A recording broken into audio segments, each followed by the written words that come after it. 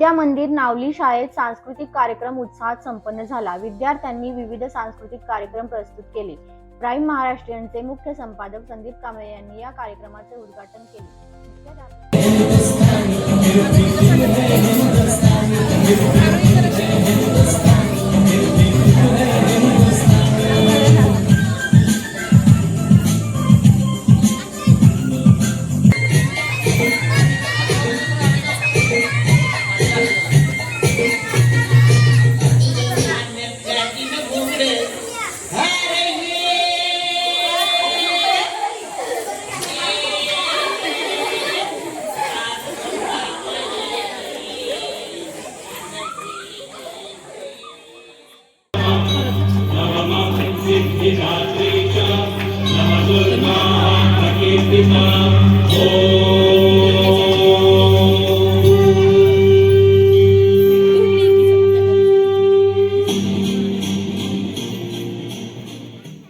मुख्याध्यापक दीपक पवार, शिक्षक जाधव मॅडम आणि पाटील मॅडम तसेच कराळे मॅडम यांनी कार्यक्रमासाठी विशेष योगदान दिले।